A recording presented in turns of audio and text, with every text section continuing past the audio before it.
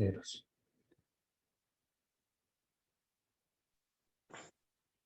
Buenas tardes, por favor, registrar apellido paterno, apellido materno en el chat.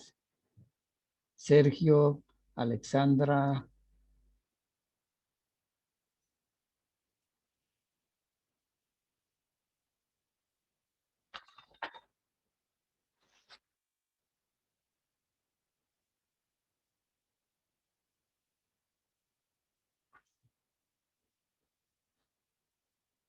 Bien, en este nuestro tema que quedó bajo la reposición era el tema número 3, la segunda parte, que tiene que ver con la planificación de los atractivos turísticos de carácter cultural. Entonces, habíamos visto cuán importante es las caracterizaciones que puedan existir, ¿no?, de los diferentes atractivos turísticos culturales, y cómo se deben planificar estos, tomando en cuenta las características y la trascendencia que pueda tener dentro de la oferta turística que se pueda o que logran ofertar, ¿no?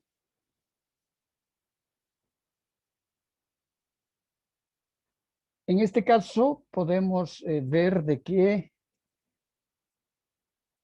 tenemos acá estos tipos de atractivos que lógicamente cuando se los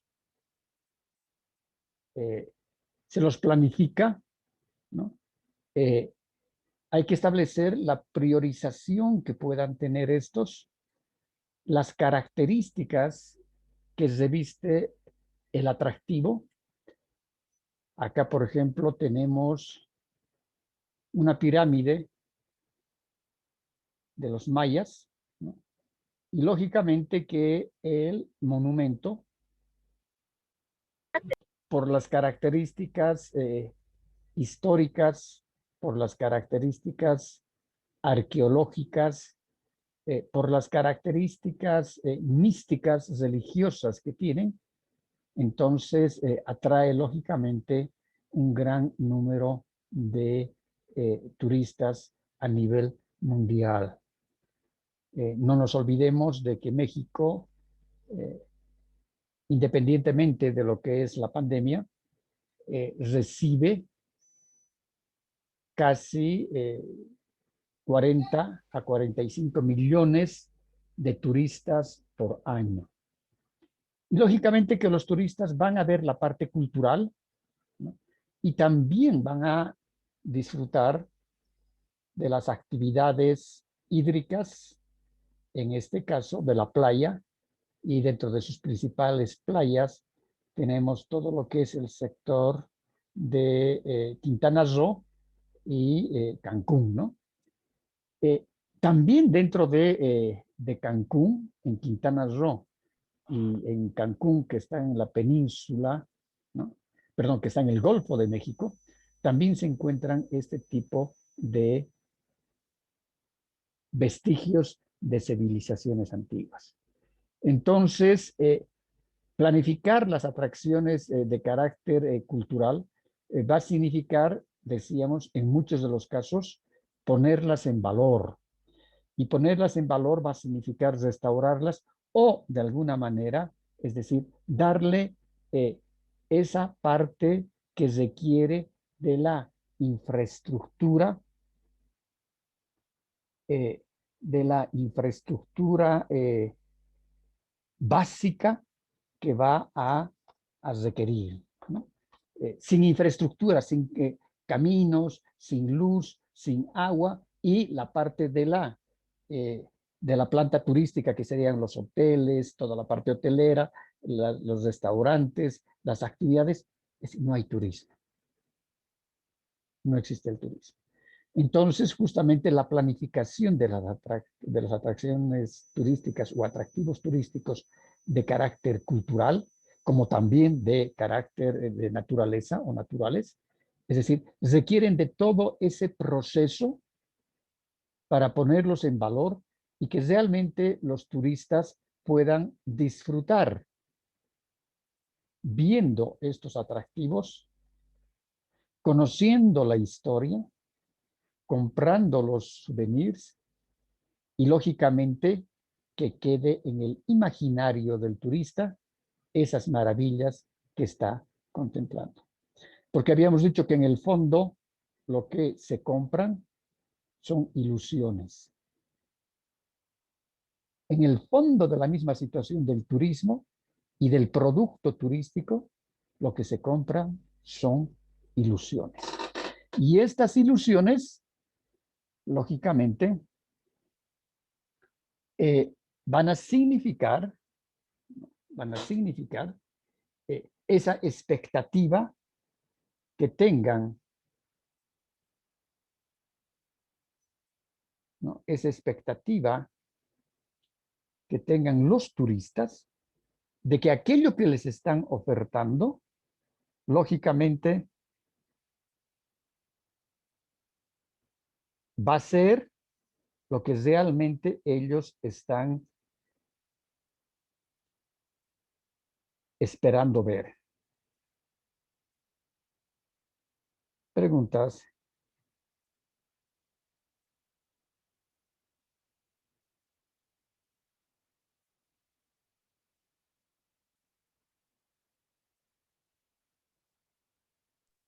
No, ninguna, Alicia. De mi parte, no sé qué dirán mis compañeros. Perfecto, Fabio. Ahora, ¿qué atractivo es este?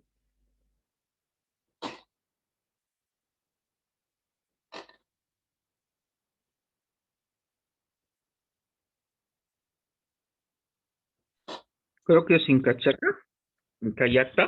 Ah, es Inca Yacta.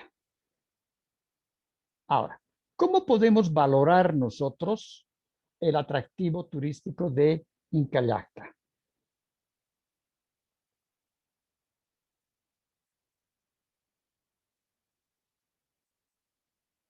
¿Cómo pueden valorar ustedes?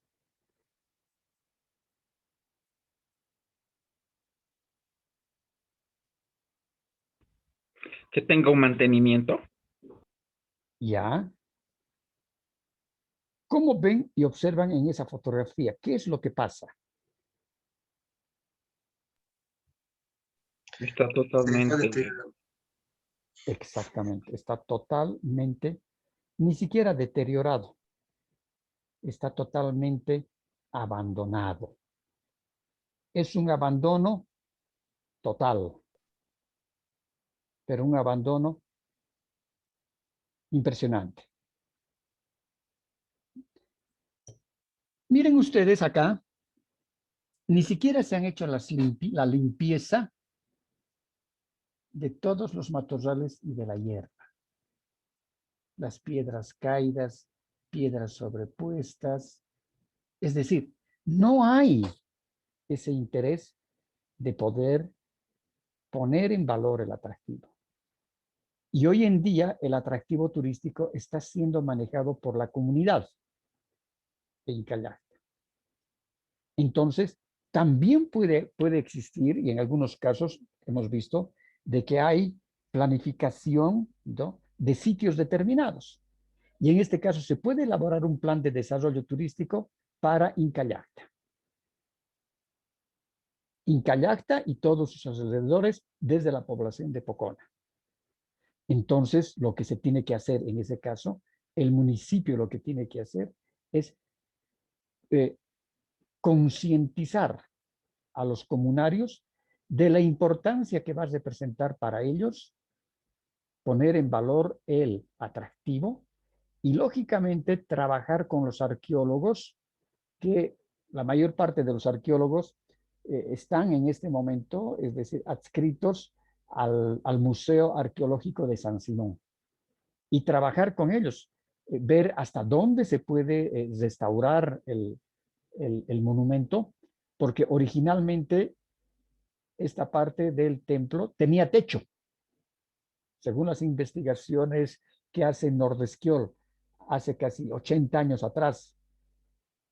Después la señora, la arquitecta Geraldine Caballero, han establecido de que esto tenía techo. Y el techo era con cumbreras de madera. Y la cubierta era de paja. Ahora, justamente había que ver qué es lo que dicen los especialistas, los arqueólogos, si vale la pena hacer una conservación de esa índole, como en alguna parte, en algunas de las construcciones del Cusco, en Machu Picchu, han hecho y le han puesto los techos en algunas construcciones, en otras no. Aquí podemos ver, por ejemplo, las hornacinas que según la cultura inca, porque esto es cultura inca, servían aquí para poner los querus, que le llamaban querus, que eran para los ceremoniales. Y no debemos olvidar de que el monumento más grande que han dejado los incas en Bolivia justamente es Inca Yacta. No hay otro en todo nuestro país. Entonces, miren el deterioro en el cual se encuentra.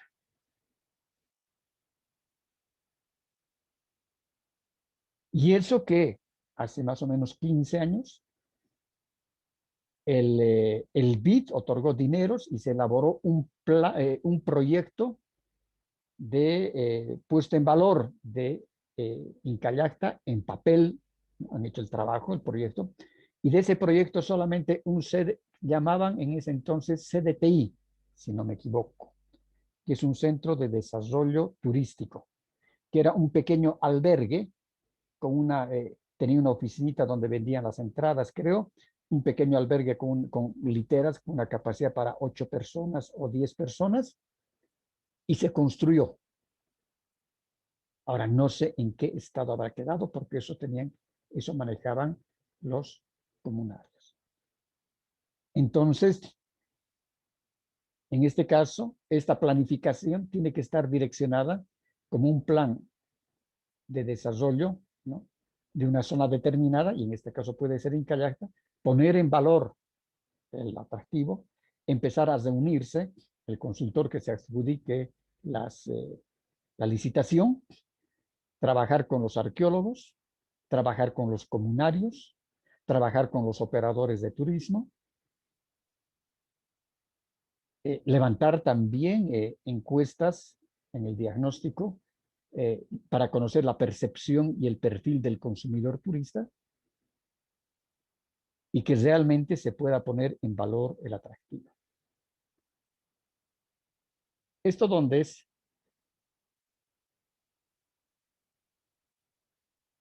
Tiahuanaco.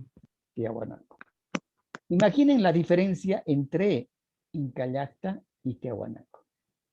Sí, cuando Tiahuanaco se logra, se descubre Tiahuanaco como tal, esta es la puerta de la luna. Tanto la puerta del sol y la puerta de la luna estaban caídas. Y todo esto estaba cubierto de tierra, porque este es el templete semisubterráneo. Todo estaba lleno de tierra. Y parte de las paredes de acá estaban caídas también. Y los pedrones estaban acá,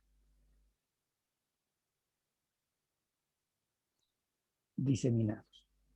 Entonces, parece entonces el arqueólogo Benedet, después está Posnansky, Ponce, etcétera, empiezan a hacer las excavaciones y empiezan a retirar la tierra y encuentran el templete semisubterráneo. Inclusive estas figuras zoomorfas se llaman, porque son mitad de figuras humanas y mitad figuras de animales, por eso es zoomorfo. Varias de ellas las han encontrado botadas dentro del templete. Según iban sacando la tierra, iban haciendo las excavaciones arqueológicas, iban retirando, iban encontrando. y las que encontraban caídas las iban poniendo a su lugar. Dicen, en algunos casos, algunos estudios, ¿no?, y algunos historiadores, de que inclusive habían piedras que estaban también caídas en el suelo, en el piso del templete, semisubterráneo, y las iban poniendo a su lugar. Entonces se ha hecho, en este caso, una puesta en valor total, pero total, de los vestigios de la civilización de Guanajuato. Acá, por ejemplo, podemos ver una pieza que todavía está caída, que la han dejado ahí. Aquí tenemos parte de monolitos. Lo mismo el monolito Fraile y el monolito Ponce estaban enterrados hasta la cabeza. Han ido quitando la tierra para desenterrar el monolito. Y este templete semisubterráneo se ha hecho una réplica en más pequeña en el centro de la ciudad de La Paz, que está al lado del estadio. Y el monolito Ponce, el original, ha estado ahí durante más de 50 años, el monolito que estaba parado en esa réplica del templete semisubterráneo en Miraflores, al lado del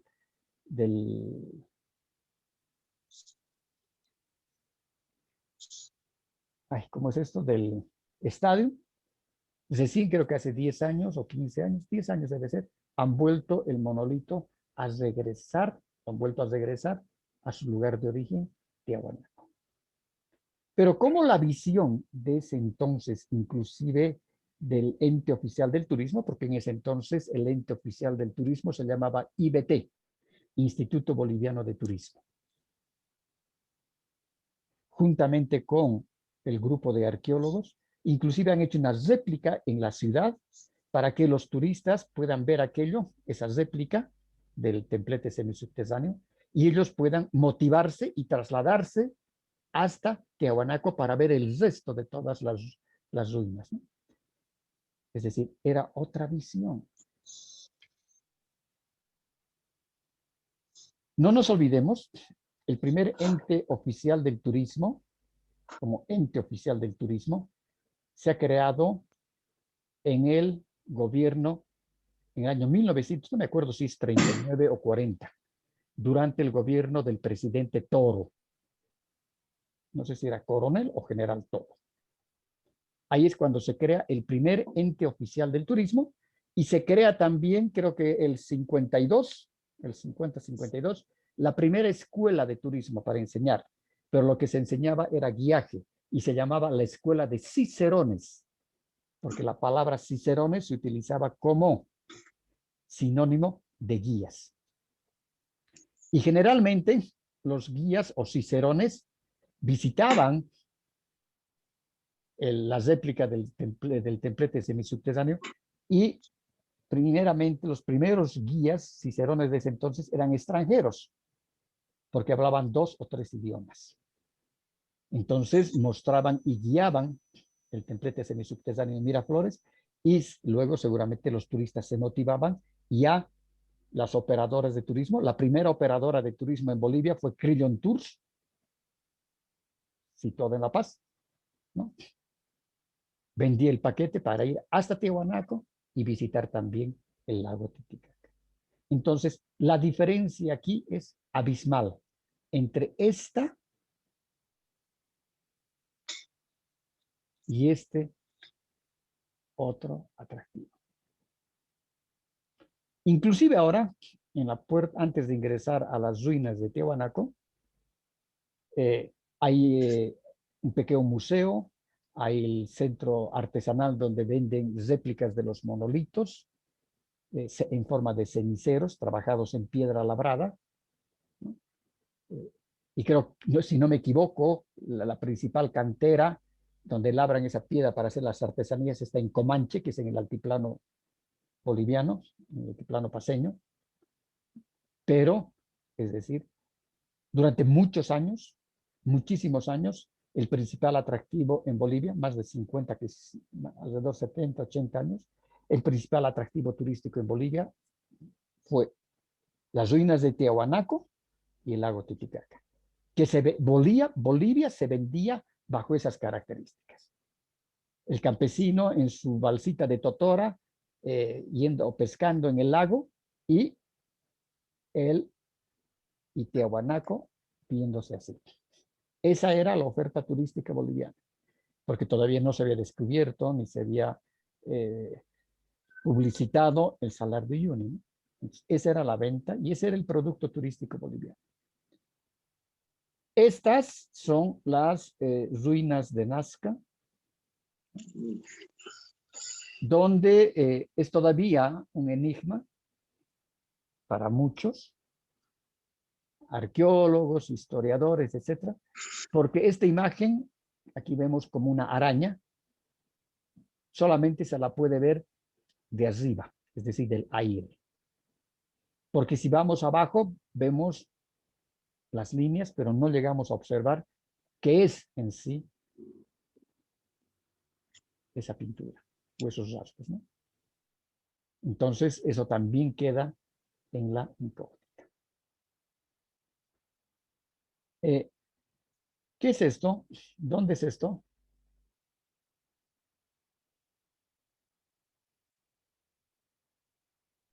Es Potosí, Cerro Rico de Potosí. Exactamente, Fabio. El Cerro Rico de Potosí. Miren esas características que tienen las construcciones. Miren estos hermosos balcones. Estas construcciones que están en el casco histórico de Potosí han sido construidas pues en el año 1600, 1700. No nos olvidemos de que Potosí ha tenido dos casas de la moneda. La primera casa de la moneda ha sido construida, si no me equivoco, en el año 1500 y la actual casa de moneda, que es esta, la que visitamos nosotros, es del año 1700. 1720, ya no me acuerdo, pues se me van los datos. Tantos años. No hace mucho, es decir, hace más o menos unos 15 años, la cooperación española ha dado un fondo económico para hacer restauración de iglesias en Potosí y también de algunas estructuras civiles. Llamamos estructuras civiles a casas de personas particulares. En este caso, el dinero ha regalado a la cooperación española para hacer las restauraciones en casas de personas particulares que sí tenían un gran interés, en este caso histórico, porque eran construcciones de la época de la colonia. De igual manera, la cooperación española ha creado un grupo y ha capacitado a un grupo de jóvenes, no sé cuántos serían, 30, 40, 50, no sé, no tengo el dato, y los ha capacitado para que puedan ser forjadores de acero. Es decir, para que les han enseñado y han traído a los profesores desde España para enseñarles a forjar el fierro para, por ejemplo, si faltaba una reja en esta construcción, esos jóvenes capacitados, y la cooperación española también puso los talleres, ¿no? Empezaban a forjar el fierro y hacían una réplica exacta de esta reja que faltaba. Lo mismo han hecho con la parte de la pintura. Han capacitado a un grupo de jóvenes, varones y mujeres, para hacerlos y los han vuelto restauradores de pintura colonial. Y ellos han empezado a restaurar,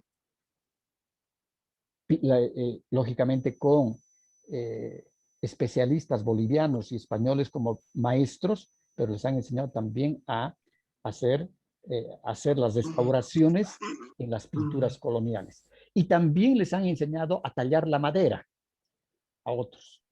Porque en muchos de los atrios, en las iglesias o en los púlpitos, faltaban pedazos de la madera por los años, la vejez, ¿no?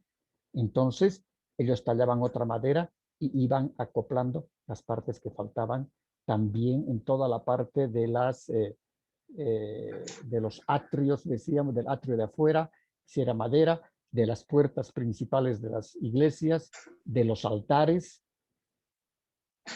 etc. Entonces, ese proyecto ha durado casi 5 años. Y de esa manera que se ha logrado poner en valor todo ese patrimonio histórico, cultural que tiene Potosí. Y aquí tenemos la Casa de la Moneda, y que la Casa de la Moneda es propiedad, en este caso, del Banco Nacional de Bolivia, y es una fundación, ¿no? Una fundación, eh, la que está constantemente restaurando, la que está constantemente, es decir, limpiando, poniendo en valor la Casa de la Moneda. Y aquí tenemos el famoso caretón, ¿no? Que según leí hace 3 días, si no me equivoco, un artículo que sacaron unos historiadores de La Paz, no sé, ¿no? Hace unos 15 días lo saqué el artículo, yo lo leí recién hace 2, 3 días, de que la careta dice que has recibido varias restauraciones, ¿no? Y que antes la careta original, porque hay una fotografía de 1910 de una historiadora alemana, si no me equivoco, que había sacado la fotografía, que esta señora vivió, creo, algún tiempo en La Paz, y hacen la comparación con las fotografías de hace 20 años o 30 años, de que la sonrisa inclusive del mascarón de la careta del mascarón, en las restauraciones la han hecho mucho más sonriente, y que originalmente, ¿no? Era un rostro totalmente sufrido. Y estaban pidiendo, según ese grupo de historiadores, pedían de que se pueda volver nuevamente al origen de lo que fue, en este caso,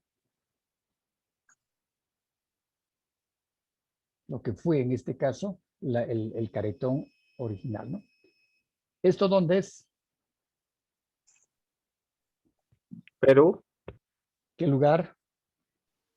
Plaza de Armas de Cusco. Exactamente. Es la Plaza de Armas del Cusco. ¿Y cómo ha sucedido lo mismo que en Potosí, pero con anterioridad en el Cusco? La cooperación española ha formado a jóvenes para ser talladores, para ser restauradores de pintura, para ser forjadores, justamente para hacer los trabajos y las labores de restauración de todas las iglesias del Cusco.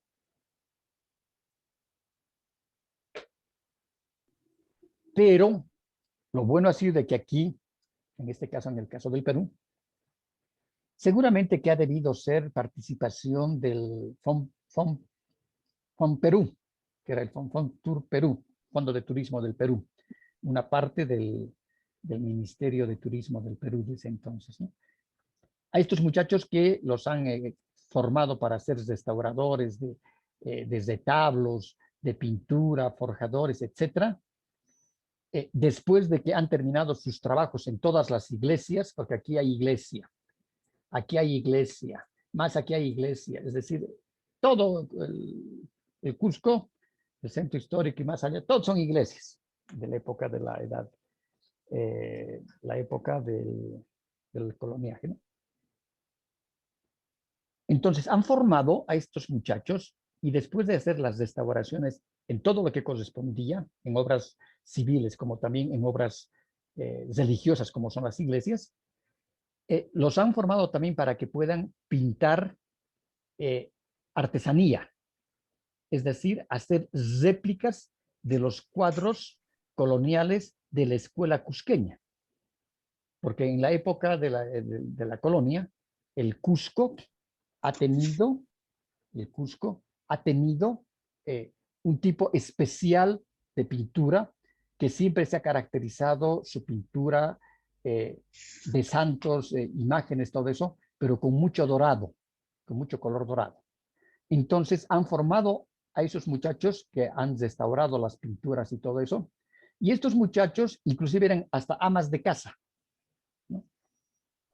Que después de hacer sus labores seguramente tenían sus talleres, se dedican a pintar, a hacer réplicas de obras de arcángeles, etcétera, y van a vender a los turistas en todas estas esquinas como réplicas. Yo me compré 4 cuadros o 6 cuadros, creo, la última vez que iba al Cusco, ¿no? Creo que salía a 10, a 20 dólares cada cuadro.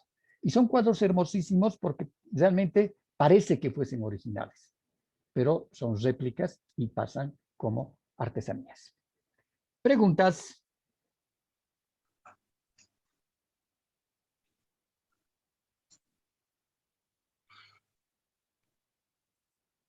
¿Tienen alguna pregunta? No habiendo preguntas, entonces que tengan un buen fin de semana. Está bien, Lice, gracias, que le vaya muy bien. Hasta luego, que les vaya bien.